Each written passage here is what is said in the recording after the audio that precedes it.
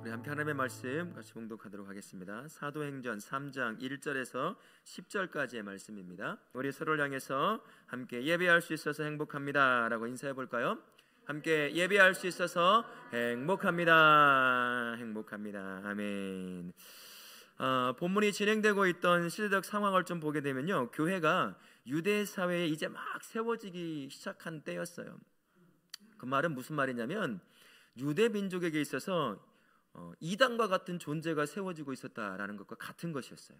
그때 눈에 보이지 않는 하나님만을 섬긴다라고 생각하고 있었는데, 이제 자신들이 봤던 몸을 가지고 있던 예수 그리스도를 하나님으로 여기고 섬긴다는 거죠. 그러면서 그 공동체가 만들어지기 시작한 거예요. 그래서 유대 사람들에게 있어서는 이 교회라는 공동체가 이단 공동체처럼 보여지기 시작하는 거예요. 그러니까 핍박할 수밖에 없는 겁니다. 그들의 입장에서는. 바로 그러한 시기에 지금 교회가 세워져 가고 있는 겁니다.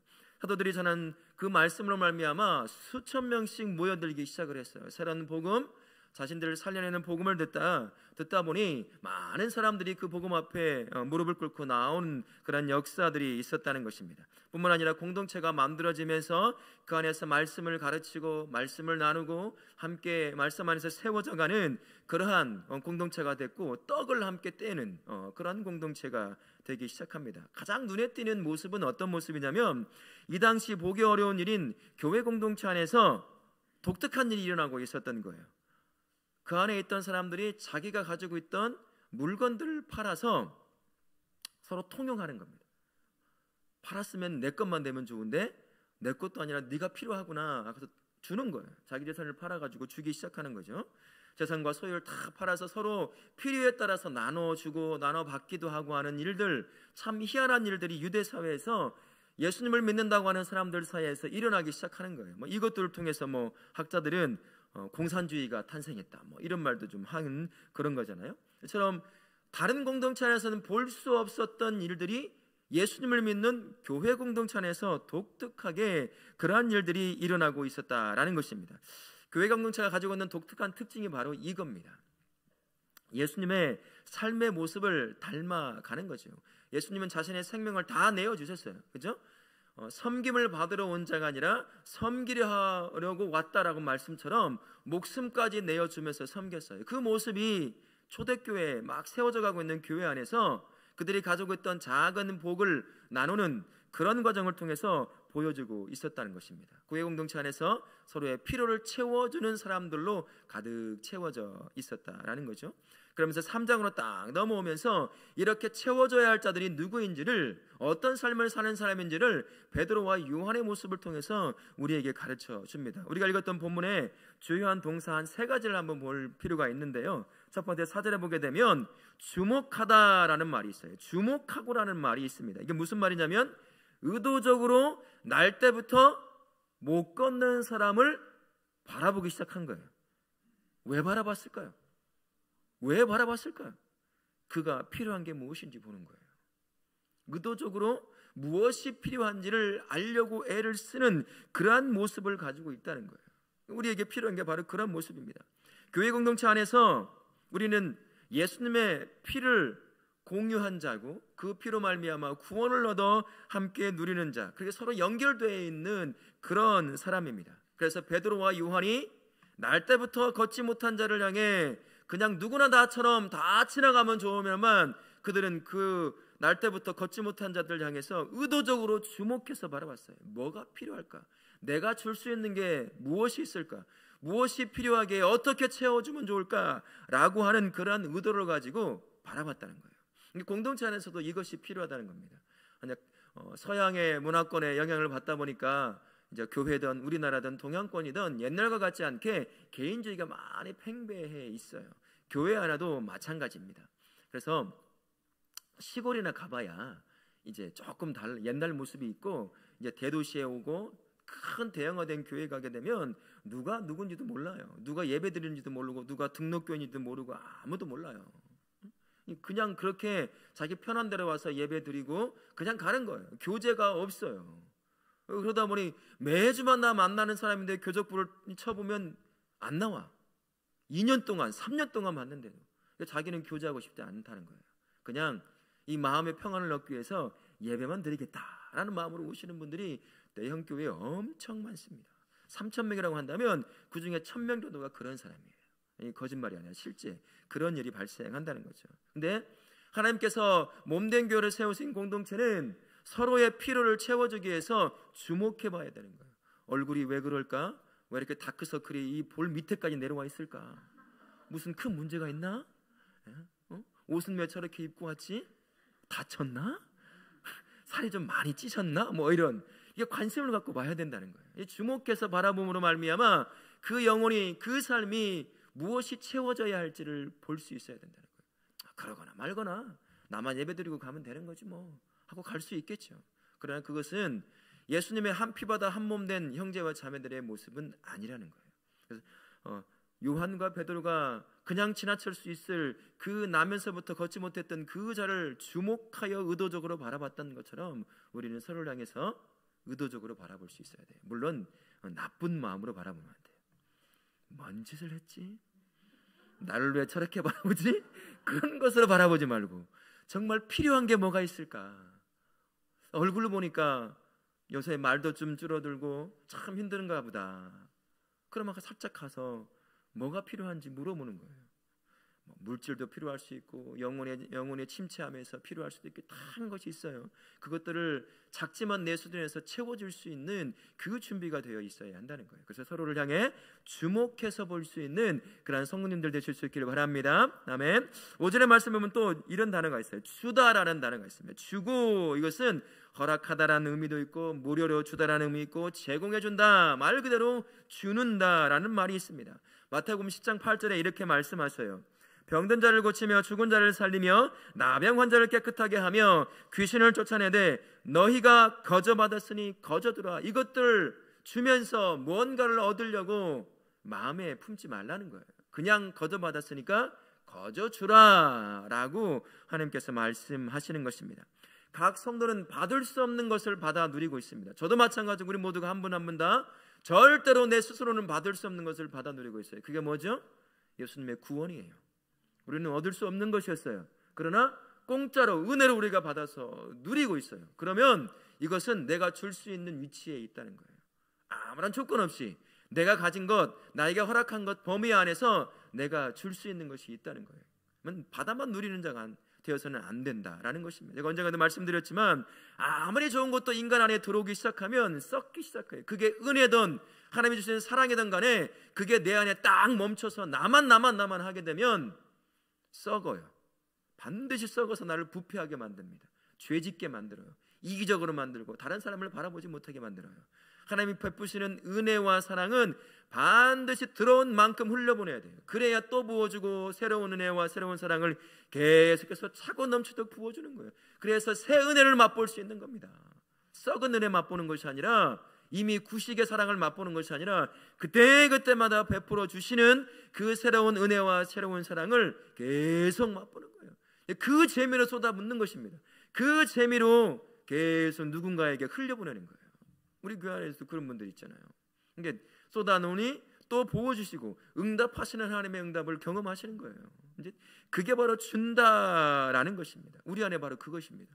하나님이 주신 복을, 은혜를 딱 간직한 나만, 그러면 그래 너 그거 갖고 잘 살아봐라. 하나님이 네 배로 더 봐요. 나중에 또 이제 천부에 오주소서 하면서 나오는 것이죠. 우리 모든 교회 성도님들은 주신 은혜, 받을 수 없는 은혜를 받아 누리는 자라는 그 사실 하나만 가지고도 내게 주신, 나에게 허락하신 은혜와 그것을 필요가 있는, 채워져야 할 필요를 갖고 있는 그런 지체들에게 작지만 흘려보내는 그런 복된 인생 사실 수 있기를 바랍니다. 아멘. 일단 7절에 보게 되면 잡아 일으키다라고 하는 두 단어로 하나 묶여져 있는 부분이 있습니다. 잡다라는 말은 우리말로 그냥 번역을 해보면, 그냥 1:1로 번역을 해보면 구금시키다, 체포하다라는 뜻이 있어요. 구금시키는 거예요. 그 다음에 일으키다라는 말은 낮은 자리에서 높은 자리로 일으켜 세운다라는 의미가 담겨져 있습니다. 베드로와 요한은 불쌍한 그 나면서부터 안진뱅이였던 그 사람을 예수님의 이름으로 구금시킨 거예요. 체포해버렸어요.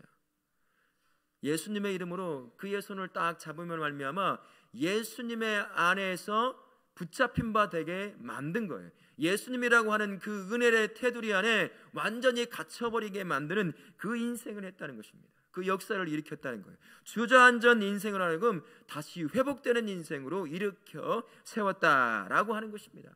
하나님은 나에게 허락하신 작은 힘을 가지고 그 누군가 필요를 느끼는 자들이 있어요. 그 필요가 더 많은 필요를 느끼면 느낄수록 어떻게 되겠습니까? 삶이 절망에 빠져요. 좌절에 빠지고 결국에는 채워지지 않는 그 필요 때문에 극단적인 생각까지도 갈 수 있다는 거예요. 예수의 이름으로 나에게 준 작은 것 하나를 가지고 그를 구금시키는 거예요. 예수 이름 아래, 예수님이 주신 복 이름 아래 그를 다른 것으로, 악한 것으로 극단적인 생각을 하지 못하도록 다 예수님 이름 안에 딱 가두어 놓는 거예요. 그러면 예수라고 하는 살아있는 그 이름이 그 영혼을, 그 삶을 바꿔 놓습니다. 여러분들 다 경험하잖아요. 저도 그렇고요. 아무리 도와줄 사람이 아무도 없다 할지라도 그 한 영혼에 예수님이라고 하는 이름이 딱 들어가면 예수님께서 그의 인생을 이끌어 가시거든요. 세상에 아무도 없어요. 도와줄 사람 아무도 없어도 살아계신 예수님의 이름이 그의 삶의 주인으로 딱 자리 잡잖아요. 그러면 그분이 이끌어 가셔요. 살려낸다는 거예요. 길을 여시고 만날 사람 만나게 하시고 허락되어야 할 환경을 만들어 가시는 분이 우리 예수님이셔요. 지금 베드로와 요한이 그 일을 한 거예요. 딱 잡아 일으켜서 내가 너에게 줄 건 아무것도 없다만 예수의 이름이 있다라고 그 이름을 주는 거예요. 그래서 더 이상의 절망으로 빠지지 않도록 예수의 이름으로 안전장치를 딱 만들어 주는 거예요. 그게 그렇게 세워지는 것입니다. 우리 안에도 마찬가지예요. 극단적으로 좀 어려운 분도 있고 아주 그 누구보다도 더 많은 필요가 채워져야 할 그런 지체도 있을 수 있어요. 어쩌면 우리 공동체 안에는 없지만 내가 살아가는 삶의 그 현장, 바로 이웃과 그런 부분에 그 누군가가 그렇게 살아가는 분도 있을 수 있습니다. 그런 분들이 더 필요에 빠지기 시작하면 극단적인 생각까지도 가는 거예요. 누구도 모른 채 그냥 그렇게 쓸쓸히 이 땅의 삶을 마감하고 비참하게 끝나는 사람도 참 많이 있잖아요. 독거노인도 그렇고 혼자서 살아가는 그런 청년들도 그렇고 이런 시대에 참 많이 있다는 거예요. 그런 사람들이 보이면 내가 가진 것 작은 것 있어요. 하나님이 허락하신 복, 그것을 흘려보내는 거예요. 그래서 더 이상의 극단적인 상황에 빠지지 않도록 그것을 통해 복음과 함께 흘려보냄을 말미암아 그를 하여금 완전한 안전장치를 만들어주는 거예요. 최고의 안전장치인 예수님이라고 하는 그 감옥과, 감옥이라고 하긴 좀 그렇지만 예수님 안에 가두어 놓는 거죠. 그러면 예수님이 그를 살려내고 그를 일으켜 세우기 때문인 것입니다. 우리 다우렇게 모든 성도님들은 바로 이처럼 잡아 일으키는 삶, 그 삶을 사실 수 있기를 바랍니다. 사역이라는 것은요, 나에게 주신 하나님의 무한하신 그 하나님의 자원이 사람들의 필요를 채워줄 때 사역이 일어난다. 저는 처음 어떤 책을 보면서 이걸 봤어요. 사역은 내가 무엇인가를 해서 하는 것이 아니라 나에게 주신 하나님의 무한한 그 자원을 가지고 무언가를 하려고 할 때, 누군가를 채워줄 때 그제서야 사역이 형성이 된다라는 거예요. 뭔가 만들어 놓고 뭔가 하는 것이 아니라 나에게 주신 것을 나누는 그 삶을 통해서, 채워주는 삶을 통해서 사역이라고 하는 그 이름이 붙는 역사가 일어나기 시작한다, 이런 말을 하더라고요. 참 거꾸로 알고 있던 우리에게는 새로운 관점으로 사역을 접근할 수 있는 것, 그런 것을 주신 것 같습니다. 이 때문에 사역은 다른 사람을 위해서 살 수 있는 놀라운 은혜의 현장일 수도 있다라는 겁니다. 나와 내 가족이라고 하는 바운더리를 한 번쯤 벗어날 수 있어야 돼. 그리고 더 크게는 내 공동체, 우리 교회 공동체라고 하는 공동체를, 그 범위를 한번 넘어서서 또 다른 공동체를 바라볼 수 있는 그러한 섬김의 자리, 채움의 자리로 나아갈 수 있게 된다라는 것입니다. 사역은 우리 주 예수 그리스도를 닮아갈 수 있는 또 다른 기회가 되기도 하는 거예요. 예수님께서는 자기의 생명까지 다 주시면서 섬겼잖아요. 그러면 우리에게도 그것이 있으니까 받은 은혜와 받은 복을, 작지만 그것을 누군가에게, 지체에게 흘려보내는 거죠. 채워주는 거죠. 그러면 그 예수님의 삶을 닮아가며 살아가는 삶의 모습을 갖출 수 있다는 것입니다. 그래서 하나님의 나라를 위해 사역하는 모든 성도는 빌립보서 2장 3절과 4절 말씀을 기억해야 될 필요가 있습니다. 제가 한번 읽어봐 드릴게요. 아무 일이든지 다툼이나 허영으로 하지 말고 오직 겸손한 마음으로 각각 자기보다 남을 낮게 여기고 각각 자기 일을 돌볼 뿐더러 또한 각각 다른 사람들의 일을 돌보아 나의 기쁨을 충만하게 하라라는 말씀이 있습니다. 나보다 다른 사람을 낮게 여겨줘야 돼. 낮게 여기라는 것이 아니라 좋게 여기라는 이 단어를 잘못하시면 안 됩니다. 그래야지 된다는 것이죠. 이런 마음과 이런 눈을 갖추고 있어야 한다는 것입니다. 또한 디모데후서 4장 2절에 이렇게 말씀하셔요. 너는 말씀을 전파하라. 때를 얻든지 못 얻든지 항상 힘쓰라라고 말씀하셨습니다. 내가 나에게 주어진 은혜와 복을 누군가에게 채워줄 수 있는 그 수단으로 사용될 수 있을 때가 있고 없을 때가 있어요. 그러나 그때마다 내가 할 수 있는 범위 안에서 흘려보내는 거예요. 필요가 있는 사람들을 채워주라는 것입니다. 그러면 내가 채워주면 바로 뭔가 어떤 반응을 일으키면 좋겠지만 그렇지 못한 사람이 참 많아요.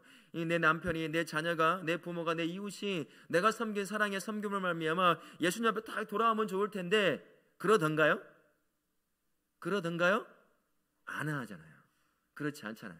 어느 순간 당연한 것처럼 받아들이는 것이 사람의 모습입니다. 그렇지만 그럼에도 불구하고 때를 얻든지 못 얻든지 항상 누군가의 필요를 채워주는 것을 통해서 복음을 흘려보낼 수 있어야 한다라는 그런 말씀을 우리에게 주는 것입니다. 하나님의 나라의 일꾼은요, 필요가 채워져야 하는 그 상황과 그 사람을 만나면 반드시 물어봐야 할 질문 하나가 있습니다. 어떻게 해야 되냐면, 나 몰라요, 나 못하겠어요, 저 사람이 할 수 있죠, 저 사람 부자고 많이 가지고 있으니까요, 은혜 많이 받았다고 하네요, 그 사람 보고 하게 하세요 라고 하는 것이 아니라 스스로에게 이런 질문을 할 수 있어야 한다는 겁니다. 하나님, 이 상황에서 어떻게 하기를 원하십니까? 내 눈으로 보게 하고 내가 그 상황까지서 경험케 하셨는데 그냥 지나칠 수 없는 거예요. 바로 그 순간 내가 해야 될 질문은 바로 이것이라는 겁니다. 하나님, 이 상황에서 어떻게 하면 좋을까요? 라고 물어보라는 것이에요. 그러면 하나님께서는 두 가지 응답을 주실 거예요. 첫 번째는 필요를 채워주는 하나님 나라의 일꾼에게 주시는 첫 번째 응답이라는 것은 가장 귀중한 것, 네가 이 땅에 살면서 없어서는 안 될 가장 귀중한 그것을 채워주라라고 말씀하신다는 겁니다. 모든 영혼이 가장 중요하게 받아야 될 것이, 채워져야 될 것이 뭐가 있을까요? 하나님과 그분의 뜻에 합한 삶, 즉 구원을 누리는 삶, 그 삶이 모든 사람에게 가장 먼저 1순위에 필요한 채워져야 할 것이라는 거예요. 우리가 가지고 있는 작은 것들로, 물질로, 먹을 것으로, 다양한 것으로 섬길 수 있어요. 하지만 언제까지 그걸 할 수 있을까요? 하지 못할 때가 참 많아요. 할 수 없을 때도 오기도 합니다. 그죠? 그러나 날 구원하신 예수 그리스도의 그 복음이 그 안에 들어가기 시작하면, 그 안에 들어간다고 한다면 내가 채워주지 못하는 복음이 채워주는, 그리고 복음 안에 역사하시는 예수님이 그의 인생을 이끌어 가시기에 내가 채울 수 없는 또 다른 것으로 계속해서 그의 영혼을 채워간다는 거예요. 그러니까 가장 먼저 우리가 체험이 필요한 사람을 만나게 될 때 하나님이 주시는 그 물음에 대한 답은 뭐냐? 가장 먼저가 그분에게 복음을 전하는 일이고 그분에게 예수님을 전해주는 일입니다. 그래야 내가 없어도 살아계신 예수님이 그의 영혼과 그의 삶을 이끌어가 살려내기 때문이에요. 나는 할 수 있는 일이 정말 없어요. 할 수 있는 것 같지만 이 안에 욕심도 많고 내 것을 챙기려고 하는 것도 많기 때문에 어느 순간부터 내가 가진 작은 목들을 섬기는 데는 분명한 한계가 오게 된다는 것입니다. 그러니 그의 영혼에 예수님이 딱 들어가야 하는 거죠. 가장 먼저 말이죠. 그러면 예수님만 증거하면 끝납니까? 아우 됐네, 나 복음 전했으니 이제 끝이 아니에요. 그제서야 이제 내가 가진 것, 나에게 복음의 은혜를 주심과 함께 나로 하여금 누리게 하신 작은 복들이 있어요. 그게 물질도 될 수 있고 다양한 것이 될 수 있어요. 그것에 복음을 실어서 이제 나눠주는 거예요. 채워주는 겁니다. 우리 주변에도 그런 사람 많이 있어요. 우리 공동체 안에도 그런 분이 있다고 한다면 내가 누리고 있는 작은 복에 하나님의 사랑을 실어서 전달해주는 거예요. 조금이라도 채워주는 겁니다. 그게 바로 하나님 나라의 일꾼의 모습이다라는 것입니다. 우리가 필요가 있는 그 사람과 환경에 닥쳤을 때, 주 앞에 물어볼 때, 하나님 어떻게 하면 됩니까? 라고 물어볼 때 하나님께서는 분명히 두 가지를 항상 말씀하셔요. 너 복음 전하라. 그리고 내가 너에게 허락한 그 작은 복을 떼어서 그 필요를 채워주라. 그 안에 복음을 실어서 채워주라 라고 말씀한다는 것입니다. 남에서부터 걷지 못한 자를 향한 베드로와 요한이 바로 그 모습을 보여주었어요. 그에게는 정말 말 그대로 아무것도 없어요. 이 제자들은 가는 곳에서 주는 음식을 먹고 받아 먹고 그렇게 복음을 전하며 살던 제자들이 바로 이러한 사람들이었어요. 그러니까 실질적으로 물질적으로 가지고 있는 것이 아무것도 없는 거예요. 진짜 가지고 있는 것은 예수의 이름을 가지고 있던 거예요. 그들이 가지고 있는 복음과 함께 모든 것을 나면서부터 걷고 있던 그들에게 다 준 거예요. 나누어 준 거예요. 많은 것을 가지고 있음에도 그것은 안 주고 복음만 전한 자가 아니라 실제로 베드로와 요한은 가지고 있는 모든 것들을 나면서부터 걷는 그에게 전달해 준 겁니다.